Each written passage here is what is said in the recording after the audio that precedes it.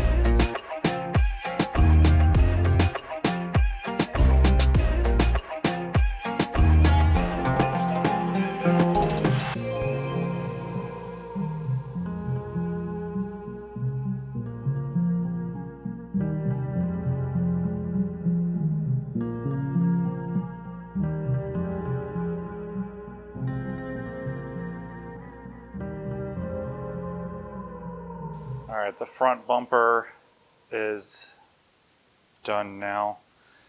It turned out pretty good. It took a lot of time to get it to stretch around these corners. So you can kind of see on the bottom where you won't be able to see, there's some wrinkles. Not too worried about that.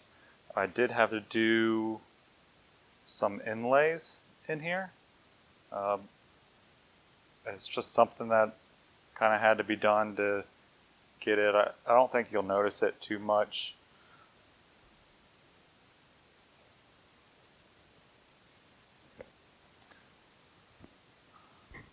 Also kind of on the top and here, like right in this corner, which you can't see too much, but the headlight will be also in this area. Had to do like an overlay right kind of right there.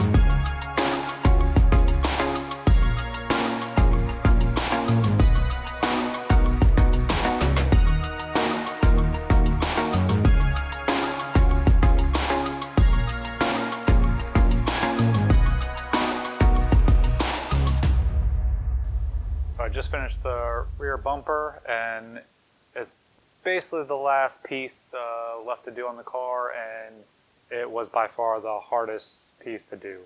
I started at 10 a.m. this morning, and it's 4 o'clock now. I took an hour lunch, so that's 5 hours of just working on this one panel. All right, so Steven's not here today. He's actually at work. So I thought I would surprise him and sneak on his camera and video some stuff I'm gonna do in the shop. So we have pretty much wrapped the entire car except for the roof and this last piece of trim. So I'm gonna go ahead and start on the wrap.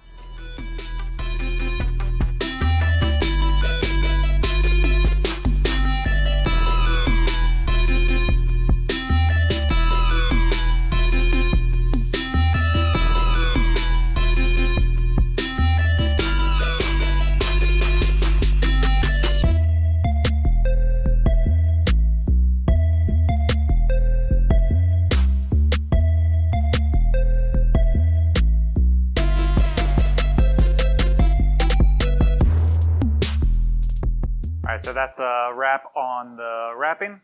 Passenger side is basically just a mirror of this driver's side, so I'm not really going to go over that. So impressions on first time doing a vinyl wrap. It wasn't too bad. It was definitely time consuming, and you need a lot of patience in order to do it. So like doing this this flat door panel was pretty much the easiest one, and that's the one that we started with. So that was a good practice. As you move to like the front fender, there's some curvatures that start going on as it comes to the front of the car, and then just kind of going over this. So there's a lot of stretching and shrinking and resetting the vinyl and things like that.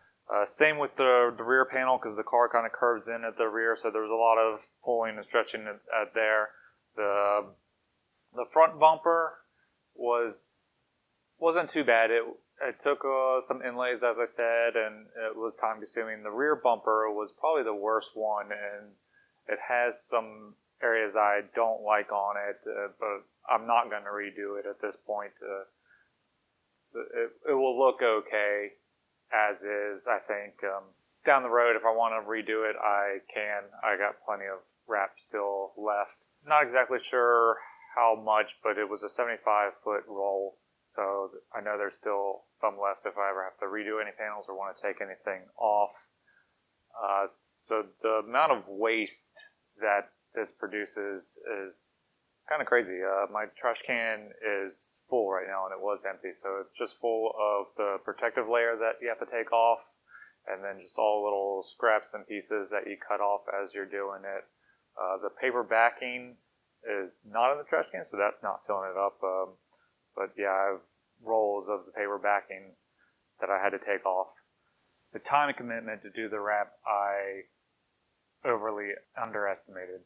Each panel would average probably about 2 to 3 hours, with the front bumper and the rear bumper took 5 hours to do. I'd say that we probably have a good solid 40 hours into this vinyl wrap.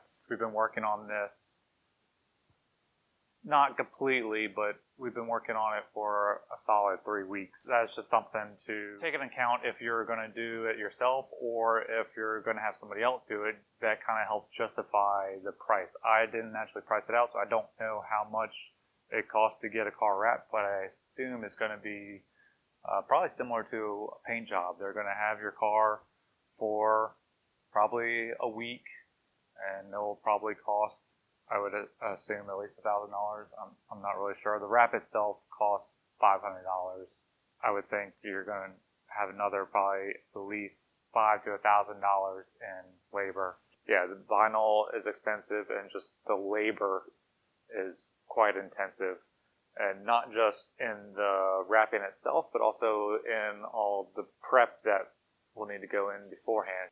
I had to do a lot of sanding on the front, as you saw. I'm going to have to sand the roof just to get a nice smooth surface. I also went around and clay barred the whole car and then waxed it afterwards, so along with cleaning it, washing it before that. So there's just a lot of prep.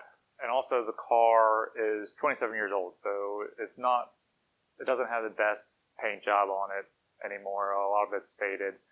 If you look closely on some panels, you see little bumps and things like that, and that's either dirt got underneath of it when we were wrapping it, or just the body is old and some of the paint is flaking off, so when we were resetting the vinyl, it would sometimes pull up little paint chips that would then get stuck underneath of there. But overall, it looks really good. It makes the car all uniform now. It also gives it a nice, just clean finished. I really like how it turned out. The car looks really good now. Would I do it again? Yeah. Possibly. It's very time consuming, as I said. I probably will do it again because I kind of want to do one of the trucks, which would be probably a little bit easier because it's a lot more flat panels than the rounded panels of this car. So that pretty much finalizes the appearance upgrades and the change of the car to a KMT car. Stay tuned for the next episode where we'll be doing the big reveal of the car. So I still have a lot of panels and still got the front bumper and things to put on. So I'm going to get all that stuff reinstalled. And then in the next episode, we'll do a big reveal of the car finished. All the appearance mods and change to KMT that I wanted to do will be complete. and the car will be ready for the 2021 autocross season. So stay tuned for that.